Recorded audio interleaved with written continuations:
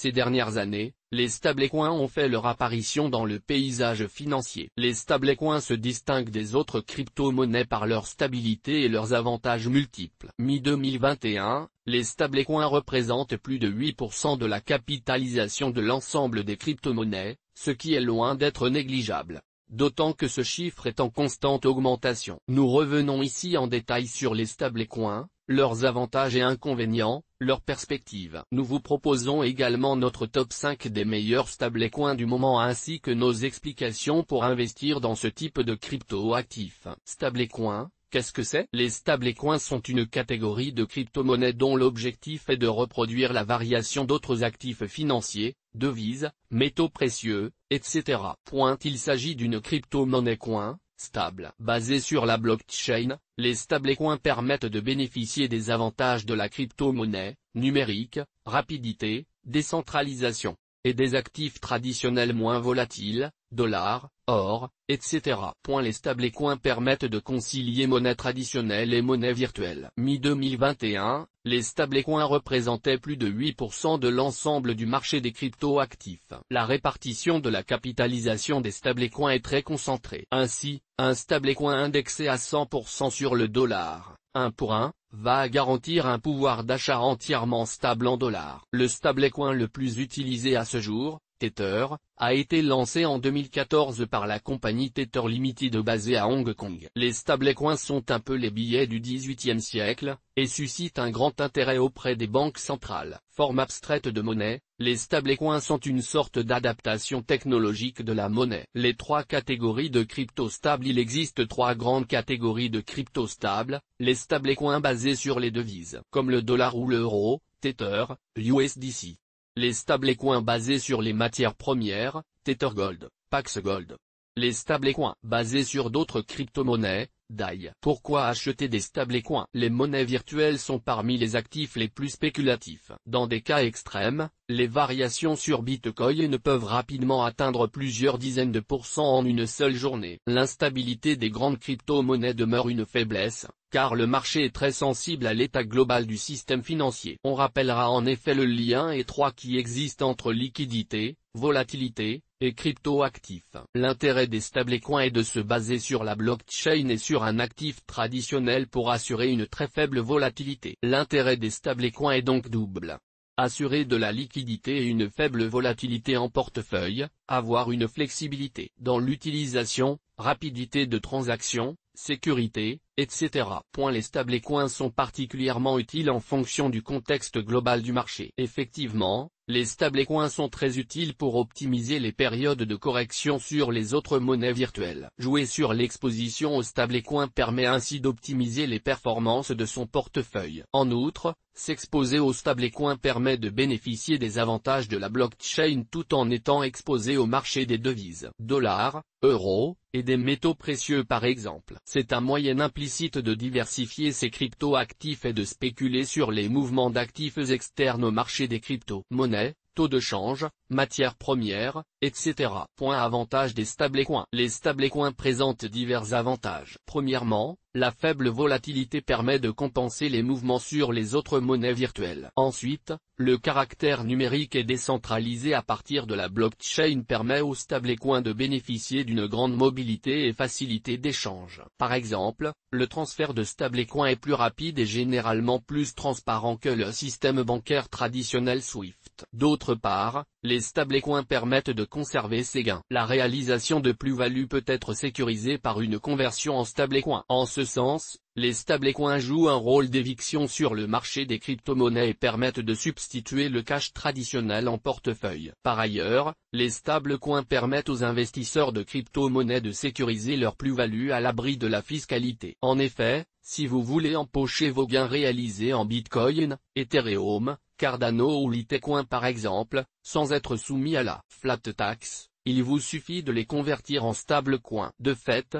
la taxation sur les crypto-monnaies ne s'applique que lorsque les jetons sont convertis en une devise ayant cours légal et pas lorsqu'une crypto-monnaie est convertie en une autre. Inconvénient des stablecoins. De toute évidence, un actif avec une faible volatilité limite les gains possibles. Les stablecoins n'ont donc pas pour finalité de réaliser des gains substantiels, mais plutôt de stériliser une partie de son capital sous forme de crypto-monnaie. Par ailleurs, les stablecoins ne sont pas liés à des projets particuliers comme c'est le cas pour d'autres crypto-monnaies innovantes. Le second inconvénient demeure le problème de liquidité. Tous les stablecoins ne sont pas aussi liquides. Pour preuve, la capitalisation des 3 premiers stablecoins, Tether, USD Coin, Binance USD, représente près de 85% de la capitalisation de l'ensemble de la cinquantaine de stablecoins existants. En outre, certaines monnaies virtuelles comme DAI, indexées à 100% sur le dollar, est garantie par un mix de crypto-monnaies. À l'inverse, Tether, également indexé à 100% sur le dollar, est garanti par la même quantité de dollars en réserve. L'avenir des stablecoins, entre démocratisation et régulation. Démocratisation des stablecoins et stabilité du marché crypto. Les stablecoins connaissent un succès croissant et leur part dans le marché des crypto-monnaies devient de plus en plus importante. Ce nouveau type d'actif apparaît à la fois comme une alternative aux monnaies traditionnelles et comme un moyen de diversifier son portefeuille Bitcoin et autres cryptos. On notera en effet l'extrême progression de Tether ces derniers mois. Entre mi-2020 et mi-2021, la capitalisation de Tether a augmenté de plus de 600%, passant de 9 MDS $ à 64 MDS $. Cette démocratisation forte des stablecoins est à mettre en perspective avec les performances globales du marché des crypto-actifs, ainsi que la volonté de sécuriser les gains des derniers mois. En moyenne, plus de 8% de la valeur des crypto-monnaies détenues par les utilisateurs à travers le monde sont des stablecoins. Ainsi, la naissance d'un marché de stablecoins assure une plus grande stabilité au marché des monnaies virtuelles. Le succès des stablecoins devrait être amené à se poursuivre. D'une part, leur stabilité sert d'assurance à l'ensemble du marché des cryptos lors des phases correctives, prise de bénéfices, spéculation sur l'échange et les métaux, etc.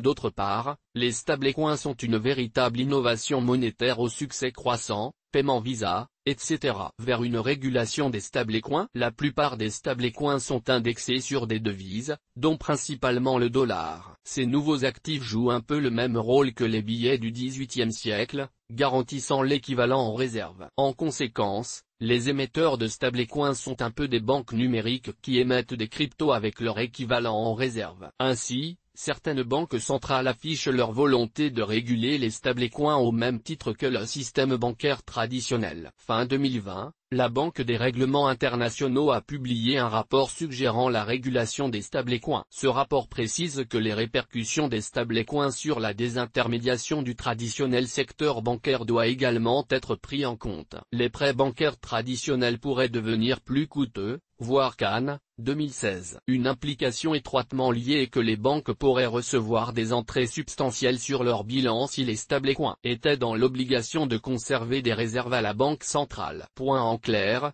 l'enjeu est d'autant plus fort que les banques centrales développent leurs propres stablecoins. Récemment, la Banque d'Angleterre a réaffirmé sa volonté de réguler les stablecoins selon Reuters. Les meilleurs stablecoins 2021 à découvrir. Tether, star des stablecoins. Tether est le plus important stablecoin du marché des crypto-monnaies. Tether représente près de 55% de la capitalisation de l'ensemble des stablecoins, soit plus de 60 MDS $ mi-2021. Tether, de symbole USDT, est indexé à 100% sur le dollar, un USDT égale $1. Créé en 2014, Tether est dirigé par Jan Ludovicus van der Velde de la société Tether Holdings Limited. La société mère est située dans les îles Vierges britanniques, avec une filiale Tether Limited basée à Hong Kong. Tether est donc lié à la plateforme d'échange Bitfinex. Néanmoins, la société reste globalement transparente et les investisseurs ont accru leur confiance envers le système Tether. En 2019, l'avocat de Tether, Stuart Nier, a annoncé que Tether n'était couvert qu'à hauteur de 74% par des monnaies fiduciaires. Le reste des liquidités aurait été à disposition de Bitfinex. Cependant, Tether reste globalement bien noté et apprécié des investisseurs. Le fait que des opérations bancaires soient effectuées sur les réserves rend difficile la présence d'une couverture adossée par 100% de monnaie fiduciaire. En effet, certaines entreprises émettrices de stablecoins peuvent réaliser diverses opérations avec les liquidités de garantie, prêts, transactions, etc. Cela a pour effet de diminuer la couverture en monnaie fiduciaire des stablecoins émis. TT Gold. En outre, Tether propose également une monnaie virtuelle indexée sur le cours de l'or physique. Au 31 mars 2021, la société détenait près de 85 000 onces d'or, soit un total de 136 millions de dollars d'or physique à l'époque, assurant la même quantité de tokens et d'onces en réserve. Tether Gold, XO, est moins répandu que l'USDT avec une capitalisation de 100 millions de dollars mi-2021. Tether Gold reproduit très exactement les variations du prix de l'once d'or physique. L'USD Coin est assez connu dans le monde des crypto-monnaies, 8e crypto-monnaie mondiale et 2e stablecoin. Lancé en septembre 2018 et dirigé par la société Circle, l'USD Coin, l'USDC, est indexé à 100% sur le dollar. Basé sur la blockchain Ethereum, l'USDC est très transparent sur ses réserves, les quantités en circulation, etc.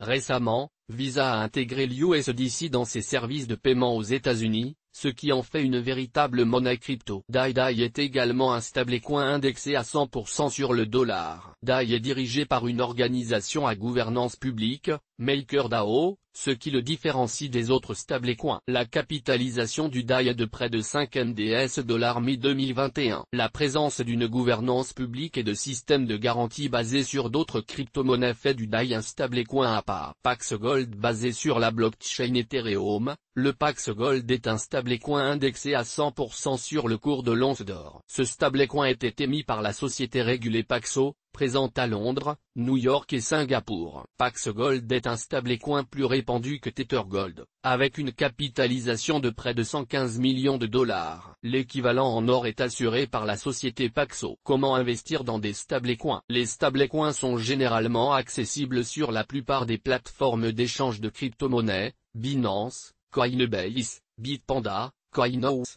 Byte, etc. Généralement, les stablecoins sont destinés à compléter un portefeuille Bitcoin et autres cryptos déjà existants sur ces plateformes. L'investissement sur les stablecoins peut être pertinent dans la perspective de hausse ou de baisse de certains taux de change, d'une prise de bénéfices, d'anticipation haussière sur certaines matières premières, etc. La part idéale de stablecoin est donc généralement d'environ 10% à 15% de son portefeuille Bitcoin et crypto. En effet, on rappellera que les stablecoins se rapprochent de la part des 10% du marché des monnaies virtuelles. La part des stablecoins en portefeuille doit idéalement augmenter lors des périodes correctives sur le marché des crypto-monnaies. Source des images, FreePic. Toutes nos informations sont, par nature, génériques. Elles ne tiennent pas compte de votre situation personnelle et ne constituent en aucune façon des recommandations personnalisées en vue de la réalisation de transactions et ne peuvent être assimilées à une prestation de conseil en investissement financier, ni à une incitation quelconque à acheter ou vendre des instruments financiers. Le lecteur est seul responsable de l'utilisation de l'information fournie, sans qu'aucun recours contre la société éditrice de Café de la Bourse. Comme ne soit possible la responsabilité de la société éditrice de Café de la Bourse. Comme ne pourra en aucun cas être engagée en cas d'erreur, d'omission ou d'investissement inopportun.